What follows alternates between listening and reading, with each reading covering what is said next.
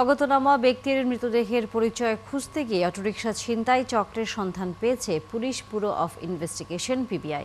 হত্যায় জড়িত দুজনকে গ্রেফতারের পর সংস্থাটি বলছে অটো ছিনতাই করতেই হত্যা সংগঠিত করে আসামিরা।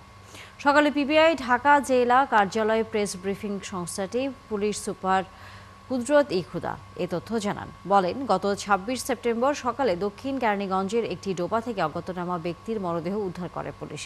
সেই মরদেহর পরিচয় শনাক্ত করতে গিয়ে ছিনতাই চক্রের তথ্য পায় পিবিআই। কুদরত খুদা জানান, মৃত জালালউদ্দিন অটো চালকের আড়ালে ছিনতাই করত। নুরু শেখ তার সহযোগী ঘটনার দিন দুইজনই অটোরিকশা ছিনতাইয়ে বের হন।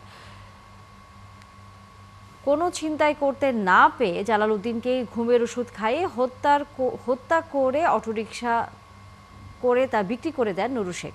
অভিযান চালিয়ে নুরু শেখকে গ্রেফতার করে পিবিআই। তার তথ্যে ক্রেতা মোজাম্মেলকেও গ্রেফতার করা হয়।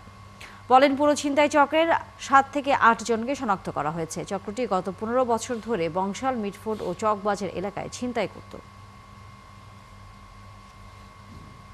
৩ দিন ৪ দিনের মাথায় আমরা বেশ কিছু ক্লু পেয়ে যাই, বেশ কিছু তথ্য পেয়ে যাই। আমরা পরিচয় জানতে পারি যে ভিকটিম অটোরিকশা চালাতেন, পাশাপাশি উনি ছিনতাইয়ের সঙ্গে সম্পৃক্ত ছিলেন এবং তার অ্যাসোসিয়েট কারা কারা তাদেরও বেশ কিছু তথ্য আমরা পেয়ে যাই। যখন আমরা এরকম তথ্য পাই এবং আমরা মোটামুটি নিশ্চিত হই যে আমাদের তথ্যগুলি সঠিক এবং আমরা একজন দুজন ব্যক্তিকে যদি আমাদের আওতায় আমাদের হেফাজতে আনতে পারি তাহলে হত্যা মামলাটির রহস্য উদ্ঘাটন করতে আমরা সমর্থ হব।